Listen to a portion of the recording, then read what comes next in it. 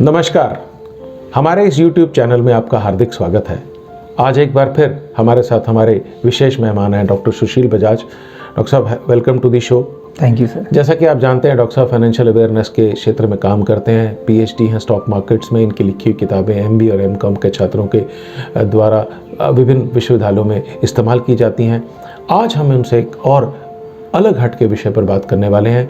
वो विषय बहुत ही मज़ेदार होगा और आपके लिए बहुत फ़ायदेमंद होगा। आगे बढ़ने से पहले आपसे अनुरोध है, कृपया इस चैनल को सब्सक्राइब कर दें, इस वीडियो को अधिक से अधिक शेयर कर दें और बेल आइकन दबा दें ताकि लेटेस्ट नोटिफिकेशन आपके पास आ जाए। डॉक्टर साहब, उस दिन हम बात कर रहे थे कोविड का जो इम्पैक्ट आया है हमारे भारत की इकोनॉमी पर। आज मैं उसी बात को आगे बढ़ाना चाहता हूँ।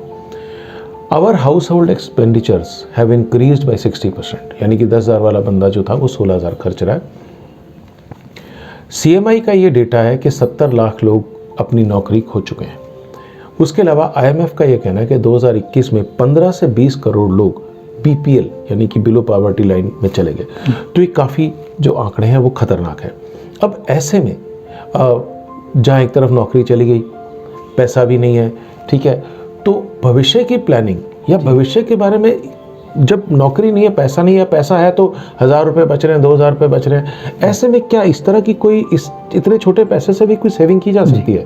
हाँ जी, बिल्कुल की जा सकती है। जैसा कि आपने अभी बोला कि हाउस होल्ड एक्सपेंडिचर बढ़ते जा रहे हैं, लोगों की जॉब चली गई है, तो इनकम अगर एक तरफ कम हो रही है, दूसरी तरफ हमारे पास सेविंग्स कम बच रही हैं क्योंकि खर्चे बढ़ चुके हैं जी।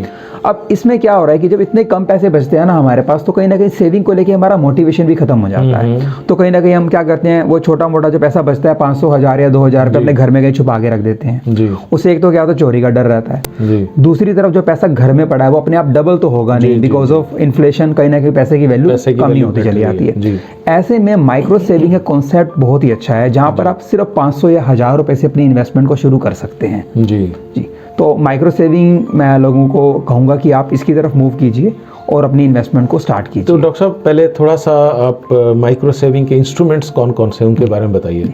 देखिए, अगर आप माइक्रो सेविंग के थ्रू अपनी इन्वेस्टमेंट करना चाहते हैं तो आपको सबसे पहले तो ये देखना होगा कि आप रिस्क फ्री इन्वेस्टमेंट करना चाहते हैं या फिर आप इंडियन कैपिटल मार्केट के एक्सपोजर को एंजॉय करना चाहते हैं। इन दोनों में क्या फ़र्क रहेगा डॉक्टर साहब? देखिए, अगर मैं रिस्क फ्री की बात करता हूँ, जैसे कि नाम से ही पता लग रहा है कि यहाँ पे रिस्क नहीं होता, कि गवर्नमेंट की स्कीम्स होती हैं। तो अगर रिस्क फ्री इंस्ट्रूमेंट्स की बात करें तो पोस्ट ऑफिस की कई सारी स्कीम्स अवेलेबल हैं और तो इन सारी स्कीम्स को मैं एक टेबल की फॉर्म में आपके सामने लेकर आया हूं। तो जैसा कि आप अपनी स्क्रीन पे देख रहे हैं, पोस्ट ऑफिस की कई सारी स्कीम्स हैं, जैसे मंथली इनकम स्कीम है, किसान विकास पत्र है, national saving certificate, time deposit scheme और सेविंग अकाउंट हमारे पास अवेलेबल है। अब यहाँ पर आप सिर्फ 500 रुपये से अपनी इन्वेस्टमेंट शुरू कर सकते हैं, 500 या 1,000 रुपये से।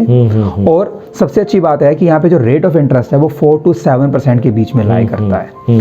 बट यहाँ पर जो हम अगर बात करते हैं मैक्सिमम डिपॉजिट लिमिट की, तो सिर्फ एक टाइम मंथली इनकम स्कीम है हमारे पास, जहाँ पर हमारी डिपॉजिट की लिमिट है कि अगर आप सिंगल अकाउंट है आपका है तो आप मैक्सिमम 4.5 लाख रुपये डिपॉजिट कर सकते हैं, और अगर जॉइंट अकाउंट है तो आप 9 लाख रुपीज अपने डिपॉजिट कर सकते हैं। This is yearly limit per year. ये हमारी नहीं, आप एक बार में इसमें जमा करने होते हैं पैसे, काइंड ऑफ FD। तो आप अपना पैसा डिपॉजिट करते हैं इसके अंदर जी। तो इसके अलावा हम अगर बात करते हैं किसान विकास पत्र की या सेविंग सर्टिफिकेट की बात करते हैं, तो यहाँ पर कोई ऐसी मैक्सिमम लिमिट नहीं है। सबसे अच्छा बेनिफिट मिलता है हमें यहाँ पर। डॉक्टर साहब, ये जो टेबल हम देख रहे हैं इसमें लॉक इन पीरियड भी जगह जगह लिखा है। लॉक इन पीरियड का क्या अर्थ है? देखिए, लॉक इन पीरियड का मतलब होता है कि आपने अपना पैसा एक बार डिपॉजिट कर दिया तो कितने टाइम तक आपको वो पैसा उस पर्टिकुलर स्कीम के अंदर डिपॉजिट रखना होगा। तो जैसा कि आप टेबल में देख रहे हैं कि जो मंथली इनकम स्कीम है हमारे पास, यहाँ पर जो लॉक इन पीरियड है वो 1 ईयर का दे रखा है। इसका मतलब यहाँ पर क्या होगा, कम से कम 1 साल तक अपना पैसा रखना होगा।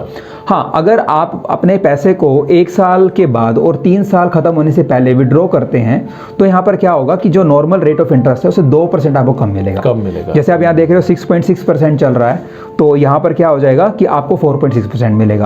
अगर 3 साल डिपॉजिट रखने के बाद लेकिन 5 साल खत्म होने से पहले विड्रॉ करते हो तो 1% का मतलब 5.6%। और अगर 5 साल तक रखने के बाद अगर आप उसको निकालते हैं तो किसी तरह की कोई पेनल्टी नहीं है। जो रेट ऑफ इंटरेस्ट यहाँ मेंशन है 6.6%, वही आपको दिया जाएगा। बिल्कुल। नेशनल सेविंग सर्टिफिकेट की बात करते हैं तो यहाँ 5 साल का लॉक इन पीरियड है, मतलब आपको 5 साल तक अपना पैसा डिपॉजिट रखना ही होगा। किसान विकास जो पत्र है वहाँ पे मिनिस्ट्री ऑफ फाइनेंस डिसाइड करती है।